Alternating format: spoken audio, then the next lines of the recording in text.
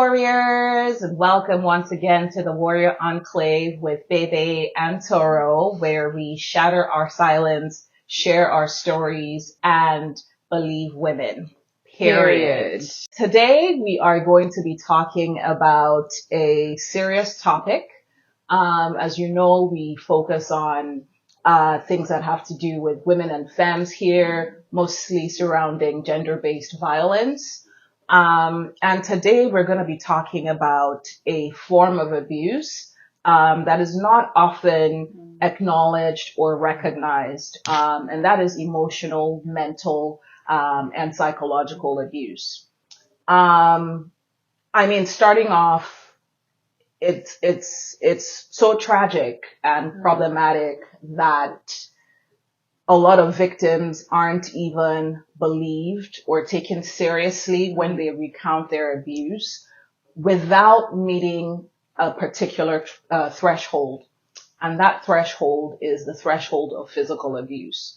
It always is, but did he touch you?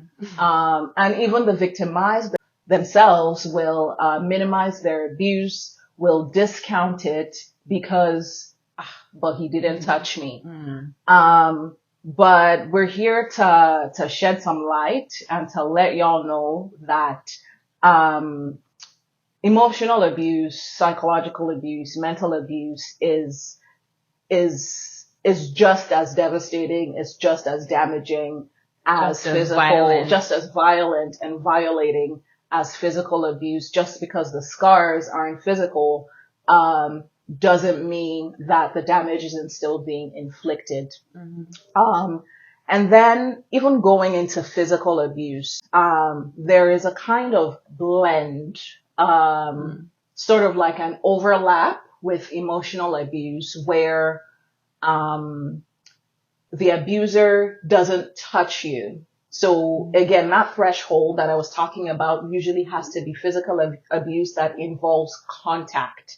If it doesn't involve contact, it's even often discounted as well. But there is a form of physical abuse that exists without someone laying a finger on you. And this involves things like raising your voice, so yelling, acting just irrational and unpredictable, and chaotic in the space, like a bull in a china shop.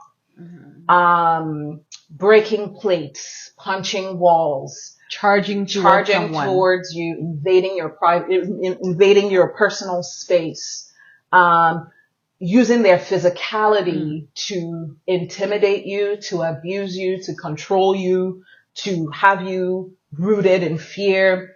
And communicating to you all the while that, listen, this wall that I'm punching, I mean it to be your face. Could very well be your face. Communicating to you that, listen, I am unhinged. I am untethered. I craze. In fact, I be mad person. So, you then are, on the back foot, adjusting around this, minimizing your own self so as not to set a light to something that already seems like a tinderbox. So just to piggyback off of your point, which is, I think it's just very clear what the intention is. The intention of all of that violence in a space is to instill fear in you. It is to silence you. In a way, sometimes it is also to challenge you. It is also to provoke you because technically they really want to be punching your face, but they haven't been able to figure out how they can punch your face without the shame that they know they're going to carry. So sometimes they do all this thrashing about to provoke you so that you might even want to be in a defensive mode. You might want to, make a dash for it. You might want to make a sudden move. You might want to give them a reason, quote unquote, give them a reason, right? So just imagine you maybe standing up and wanting to run out of there. They are able to then find a way to interpret it as, oh, she wanted to attack me. Now, once you make a move like that, you've given them the ammunition that they need to now actually pounce on you and beat you up the way they actually want to. or someone coming at you like into your space with all this velocity, momentum, and your natural reaction is to brace. And so you bracing for that, they can then be like, maybe in your bracing, you hit against them by mistake or touch them. Yeah, because someone came at you, your natural, so when they now have gotten their reason to latch on, then they can now descend on you the way they really, really want to. And those of you who listen to Authenticity Warrior, you hear all the time how I just knew the beast I was dealing with. Ogre. The monster Troll. I was dealing with. The ogre I was dealing with. And so I would just stay very, very still. You know what? It is not the easiest thing to do. I'm not going to lie. To go against your natural instinct to want to defend yourself, to go against your natural instinct to want to escape out of a toxic space. But my dear, the best advice I can give you is to just stay still. No movement whatsoever, because some of these people, that is what they're looking for. He's punching a wall now, but really and truly, he wants to have his hands around your neck, squeezing it. And he's looking for a shadow of a reason to do exactly that. So just stay still. The other thing is that we know that these things escalate. So even if a lot of the time it starts out like that, non-contact physical abuse, you can imagine having your back to a wall and somebody punches the wall like right beside your head, exactly like that. These things escalate, and if someone is already behaving in that manner and pushing those boundaries, yes, they're etching away, at the boundary that they may know that you've set for yourself. That once you lay a finger on me, that's it. But what they do is that they wear you down and they work you up and themselves up to it. So the more you remain in that environment, the more you tolerate that kind of behavior, the more you don't challenge it, it is almost guaranteed that eventually they will indeed start touching you. It might not be like a straight out punch to the face right away. It might start with shoving, pushing your head, disrespectful things like that. But with abusers, it keeps escalating. And you will not know when, the strong woman that you know yourself to be, who has said, this will not be me, I will not be here. Next thing you know, you are being physically assaulted. And you'd have been so normalized, and that becomes normalized for you. These are things that should be called out, should be noted as the red flag that it is. And one should act accordingly. See, like how you said, it really is a catch-22, because when these people are behaving like this, if you don't have an answer to that behavior, then you are allowing it to now then be normal in your relationship. But then when you now do have an answer to that behavior, it also puts you at risk. So to be honest, I'm not going to sugarcoat this. We've said this over and over again on this channel. There is no sticking it out with somebody who is abusive.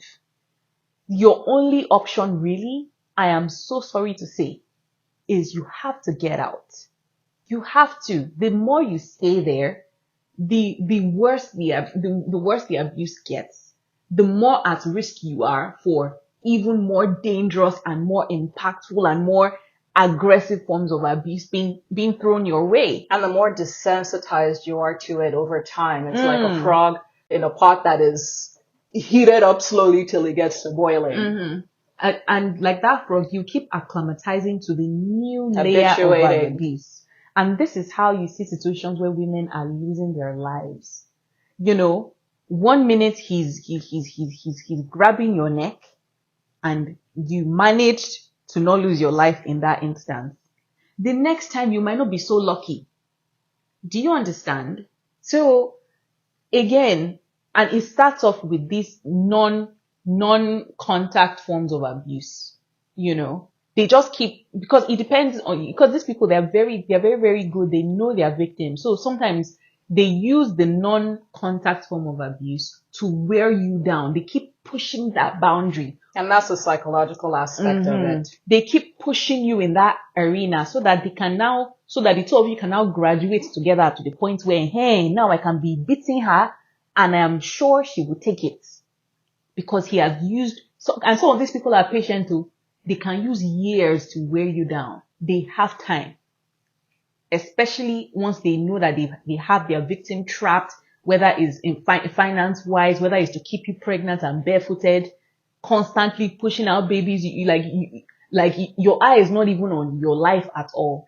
Once they feel like they have fully trapped you, then they start moving you into the area that they really want to deal with you in.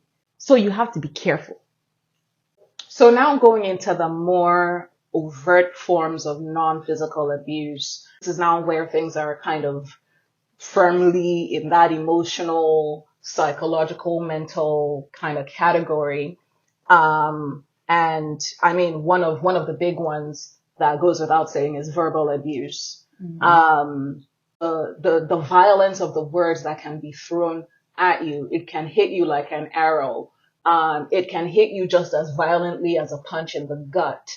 The kind of things that someone can spew at you, someone who supposedly loves you, someone who with the same mouth tells you, I love you, and says all these sweet, tender things, has you let your guard down, and then the next thing is the most vile, disgusting thing that comes out of nowhere, or, that comes out of you and it seems like it's out of nowhere.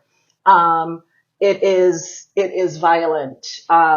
It is devastating. It is very hurtful. And this is where they're also able to really chip at your self-esteem. So, the verbal abuse can come in form of insults, in form of put downs, body shaming, being dismissive, ridiculing you, humiliating you, just rubbishing you, with their words. And, there's a common saying, there's power in the tongue, and that stuff is true.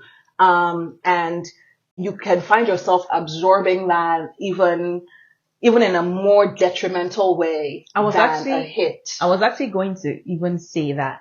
And it doesn't even matter if any of these things these people are saying to you is true. Are true or not. It doesn't matter. Because you'll be surprised, because it happened to me, you'll be surprised. There were so many things that this guy used to say to me that I knew were not true. I knew it was a lie. Things that I was already affirmed in long ago.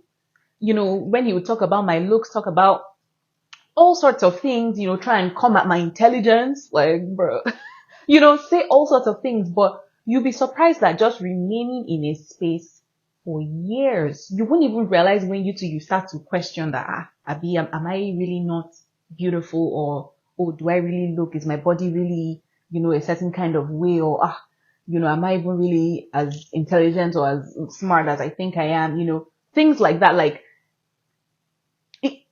you'll be surprised the way just hearing something over and over and over and over and over again can begin to chip at the things that you even hold most dear about yourself. Things that you truly trust about yourself. You can actually start to question, To be honest, I have to say that for someone like me, I think I left at the right time.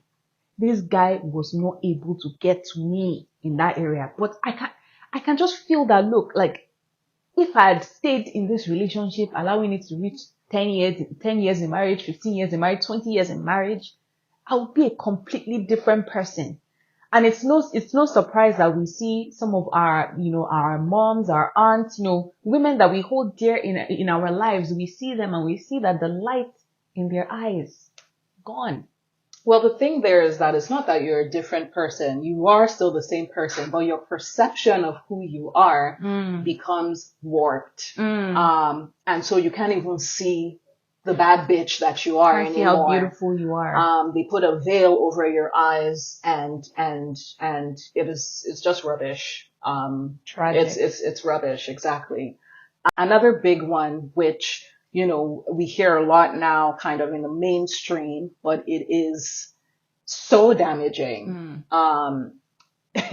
It is so damaging. Like if you talk to the mental health professionals, the psychiatrists, the psychologists, people who have studied this, it is damaging. And that is gaslighting. And this comes in many different forms. And again, it's kind of entered into the mainstream. People use it as, oh, don't gaslight me, don't do this. But this thing literally changes the wiring of your brain. Your neurotransmitters will be crossed, and you will not know when, something is black right in front of your face. You're seeing it as black, and your abuser will tell you it's white, and you will acquiesce to it. Because essentially what it does is it makes you so dependent on them in terms of your memory, in terms of your reality. You become unable to trust your reality, the perception of the reality that is in front of you, your senses, your sense of what is going on is not even just dulled, it's cut off. And the abuser then puts themselves in there as the veil through which everything you see is filtered through them before it gets to you. And it's not just some little things like white lies here and there. It can get to a point where the abuser will punch you in the face. And right away on the back of that will tell you, no, I didn't do it. You fell. And we saw an example of this. This, what I just said, I didn't just pull it out of nowhere. This was in the Red Table Talk episode with Ashanti's younger sister, where this guy literally shifted her whole face, teeth out onto the floor. Like a bloody mess, like just jaw. She saw the fist approaching her face as he connected. And she was like, you punched me in the face. And right, like his hands bloody. He was like, no, I didn't punch you in the face. You fell. And she was like, you punched me in the face. And this guy was trying to gaslight her in the moment. Like, she now just started to scream and shout for help. And I think other people came. But, things like that where just the audacity of it to try to refabricate the narrative, like right in front of your face. It's dastardly. It is. And what it does is it puts you in such a state of dissonance.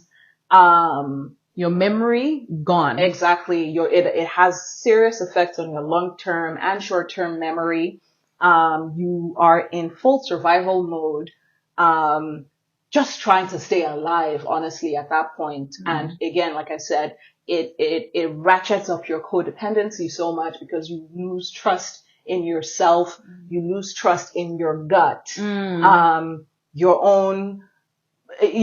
own sensory system, the alarm bells that usually go on that flag things for you, your survivability, the independence that you have over your own survivability is eroded. And the abuser then has you firmly in their grip to do whatever they please to do with you. I think there's an analogy I've heard you use before, which is like, how when cats get a hold of a mouse and they will just be tossing that mouse back and forth, just playing with that mouse, and you can see the pleasure. For their own entertainment value. They get pleasure in it. And this is before cats are predators, before they either kill the mouse just for the sake of killing it or before they eat it. So it's the game, the mind game that they play with you, just for their own sadistic pleasure. And it could be on random shit. Like you'd be surprised. Like, and again, and I always say this all the time, abuse doesn't rest. It rears its ugly head every single time. It could be something as simple as, you usually put your key on this particular table. Moving things around. Then you come and you like, this key, where's my key? You ask the abuser, have you seen my key? Like, no, I haven't seen it, blah, blah, blah. You look all around the whole house. Come back, and then you now see the key just magically appear. Some abusers do silly things like that, purposely playing games. It's all again causing you to question that, I'm losing my mind. maybe my memory, the one that I used to even blame on was my pregnancies, because I had 3 pregnancies in the space of 5 years. So I used to feel like, mommy brain, pregnancy brain, because I'm actually someone that has a very long memory. I never forget, which is something I'm grateful for, because even in the middle of all that gaslighting, and I was starting to question, I was still flagging and taking note of every single thing that was happening, so that after I left that gaslighting environment, I could now, I'm like, hey, I know this thing. This is what happened. Like, I could now then be recounting from the very top to the very end, every single thing that happened to me in that space. But not everybody is like me, that has a long memory, or, it feels like they can really, really trust their memory kind of thing. So it's very easy for your sense of reality to just be warped. In fact, you even just give up. It's just whatever he says. You're like, oh, okay. You know something deep down in your gut, but he says something to counter it. You'll be like, oh yeah, he must be right. Maybe I didn't remember correctly, or, oh, mommy brain, pregnancy brain. You just make all sorts of excuses. Do you get what I mean? So again, this gaslighting thing is very gross. So, because what did my sister already say? It literally alters the way your brain, like, is it the neural pathways or whatever? Mm-hmm. It alters it, so sometimes permanently, depending on how long you have been under that gaslighting thing. For those of you that are choosing to stay in some of these dangerous relationships, the one thing you can do for yourself is write things down. Right. Before you actually go into that, this is because sometimes, again, we do what we must. We do what we must to survive with these people. And some people know they're abusers.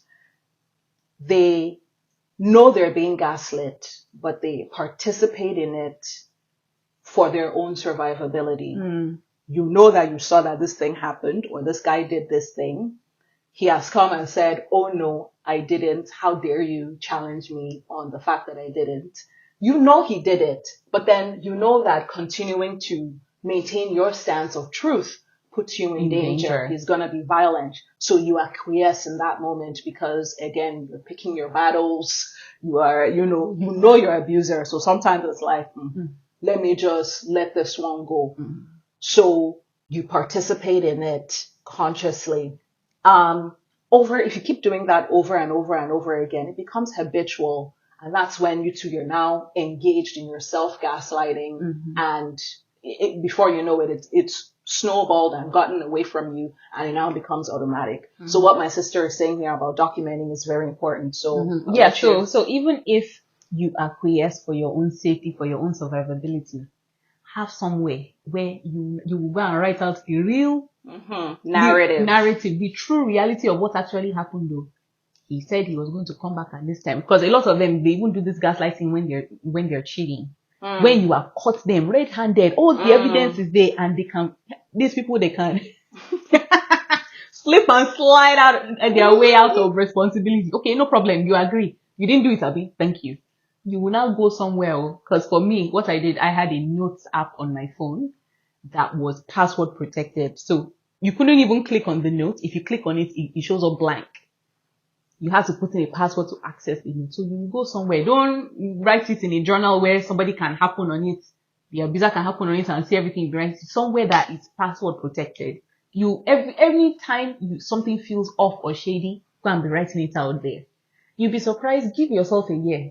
By the time you yourself sit down and you read everything, every single incident that popped up, even you yourself, you start to think that, hey, this is my decision to stay in this place. Is it really? Should I really be sticking by it? Do you get what I mean? So if you're not a writer, maybe voice notes is what you can do. A quick, Well, you have to create a file in the cloud, maybe that somebody else has access to. Maybe if you need to be deleting it off your phone, things like that. But you need to be able to be keeping track of, especially if you suspect that no, I can trust myself. You have to keep reaffirming your reality. That's really what is key. You have to keep reaffirming your reality for yourself. You don't need him to believe the reality. It's for yourself. So this is what we mean when we say that fighting for your soul. It can look like my situation where you got up and you left. That's fighting for your soul. But even if you do decide to remain for whatever reason, you have felt that you want to remain in the relationship. This is what fighting for your soul looks like. Documenting. Making sure that your own reality, your own understanding of things is not warped, is not, you're not gaslighting yourself. You're not allowing anybody gaslight you. Do you understand what I mean? This is what fighting for your soul looks like. Another aspect of emotional and mental psychological abuse is sleep deprivation. This can look like, waking you up right in the middle of your REM cycle, of your sweet deep sleep, to either pick a fight, rehash something that happened during the day, demand for sex, just hold court, doing accounting. Exactly, hold court, just anything, disturbing your sleep. And if you're not sleeping well over the long term, it's definitely going to be detrimental to your mental health, to your memory, to your physical health. Anyone who has been sleep deprived knows how it adds up over time. It gets to a point where it's almost like you're intoxicated, like you shouldn't be driving. Especially when you even say the whole picking a fight thing, because it's part of the strategy. See, it's no secret that this is one of the tactics that they use in Guantanamo Bay against their prisoners. To soften prisoners. Because the reason why he's picking a fight with you, waking you up at 3 a.m. to have that conversation that you had been meaning to have since, that the guy had been doing silent treatment with you on, you had been trying to have this conversation for 3 days and he refused. It's now when you're groggy, when you're out of it, when you're 3 a.m. They will now wake you up. They want to now start hashing. They want to wear their lawyer's wig. And robe. That ratty wig that lie wears. That's why they want to bring out their law certificates, whether they went to law school or not, and now start hashing things out. So it's part of the strategy to cause you to give up. So even me too, I know for me, I'm just like, who has time to be having this kind of kidney with you at 3 a.m.? Me that I love my sleep. I will just, okay, yes, it's true. Have it your way then. Do you get what I mean? But to them, a win is a win. They are just happy that yes, they won the argument because you were too tired to even show up to it. Do you get what I mean? So that's their point. So I think another one I even want to mention too as well is there's sleep deprivation, even food and water for those of us that they feel they need to be talking about our bodies, try and pick us apart. Some people want to be monitoring what you're eating, what you're not eating. Lock in the pantry, body shaming. Oh my goodness. Counting egg and saying, how can you be eating 3 egg? Jesus. How can you be eating sardine and egg together? Like, oh my God, guys. Try. Yeah. Anyway, so all this kind of nonsense where, because they are trying, it's just all about the control. It's all about it's undignifying again. It's just be having nonsense, petty fights. The kind of fights where if you even want to even go outside and say, you'll be ashamed. You'll be like, how will I not go and be telling somebody that my husband is counting egg and is counting tomato for me to eat at home? That it will even shame you into silence again, because some of these fights that these people manage to pick with you. So undignifying, nonsense. Like, what are we talking about here? Speaking of undignifying, to be honest, there were just way, way too many undignifying moments in the relationship that I was in.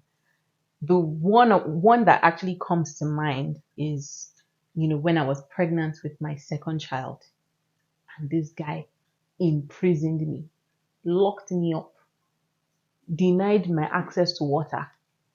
I was crying.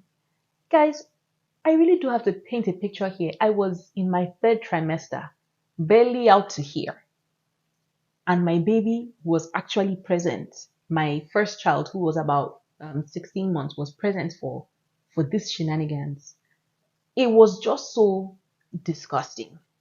To be honest, again, do you know the funny thing? Even as at the time I was leaving the abusive relationship that I was in, I still kept on feeling like, maybe my own is not as bad as some other people's own. Like, can I really come out and be saying this story? But as I have been shattering my silence, it's part of calling your power back and just realizing again that no, none of this was okay at all. Yes, it's true. It really is as bad as you felt it to be. it really is as violent as you felt it to be. The guy did not lay a finger on me now, in that instance where he imprisoned me. But that harm, the violence of that act, the terror I felt, the shame, like, so guys, please don't even gaslight yourself into feeling like, oh, until he actually puts hand to body before you can start calling out these violent, heinous acts that were inflicted on you. It's gross, it's disgusting. And this Mugu is going outside, lying and denying it. Because they know what they are doing. That's another thing. All these abusers they like to craft the narrative of, oh, I just lost my temper. It's a lie. They know exactly what they're doing. Because if they can feel the shame enough to try and lie, to try and deny, to try and run away from what they know they did, truly they are the cowards that you know them to be. Because it's one thing to even own your shit. Yes, I did it. That's even a different kind of madness. But you did something and then you are lying on top again. Do you guys understand? But the impact is certainly there. The harm is there. It is felt and you know it. That day I was sick to my stomach. Sick. So guys, don't joke with this thing. It really is as bad as it is. It really is. Even things that seem as benign as weaponized incompetence. That's another thing that's kind of in the mainstream, where the man is cosplaying his full uselessness, not pulling his weight in the relationship, not contributing properly in terms of effort to the functioning and the thriving of the family. You find yourself being the one bearing the full load, doing everything, the physical load, the emotional load, the financial load, the financial load, everything for the family, and the man is just there draining, taking, shouting, but I'm not a king. giving. I'm a king. It's abuse. It's abuse. It's abusive, because like these things are supposed to be partnerships. Even if you find yourself choosing roles, you'll find that even the role that is designated to this man that he's supposed to be doing, they're doing half-assed or no job of it. And if you find yourself carrying the full weight of everything, overcompensating and being burnt out, that is abuse, because you're not a mule. You're a human being, you're a person, and you entered into a partnership. Another form of emotional abuse is something that is par for the course with abuse in general, and that is the isolation of you from your family, from your friends, from your loved ones, because these are the people who are your support, the people who are able to pour back into you emotionally as you have been drained from. So what they do is they remove your refueling, they remove your resupply avenue. And so you just find yourself depleted and constantly unable to regenerate enough ME to keep on keeping on, to maintain the brightness of your light. And I wanted to add that another reason why they try and sever that connection between you and your loved ones, your family, your friends, is because these are the people that remember the bad day that you are. Yeah. These are people that knew you before this goat entered into your life. So, and the ones who can be witness to your degeneration. That you're not the light in your eye is dimming. It's getting snuffed out. They remember the vibrant, colorful human being that you were, and so they can see the transition over time. So that's why these guys try and get in there, because they don't want people to know what they're doing to you. And some of you make this mistake, especially those of us that are in Nigerian culture, especially Yoruba culture, and even some other cultures too, where there's this narrative to get you to latch onto your husband's family. Don't try it, especially with these abusers, because their family as well is toxic and abusive. That is what created the abuser you are married to in the first place. So if you think you're going to latch onto your husband's family and they will be your support, they will be your help, you'll be surprised that all of them are participating in your abuse. all of them are holding hands together in your abuse, playing different roles to make sure that you don't get out of that abusive relationship. Because let me tell you this, that abusive character that you married or are married to, the family too, they don't want to deal with him. So they are very happy that you are married to him so that the blast zone, you're a buffer. Yeah, the buffer for them. So all the abuse, so 80% of the abuse can be coming on you. Then they are happy to deal with the other 20 because it's not enough. But they know that the moment you come out, then they get to start enduring the full 100% of this person's chaos again. So they too, they are just as invested in your own abuse. They are just as invested in your own oppression, and they will do anything possible to make sure you don't get out of there. They will gaslight you too.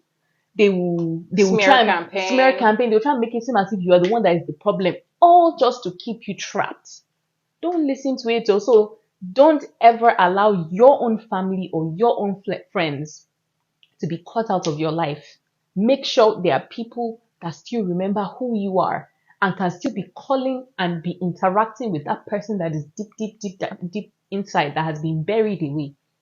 Because the more contact you can be having with those people, the more you can be getting the energy and the strength to fight for yourself. I always say this all the time, that there was a friend of mine who happened to move to Nigeria at the same time that I moved to Nigeria. And every single time I came in contact with that friend, she was speaking to the Bebe that she knew from, I'll say from 2008 to like 2016 when we moved back to Nigeria together.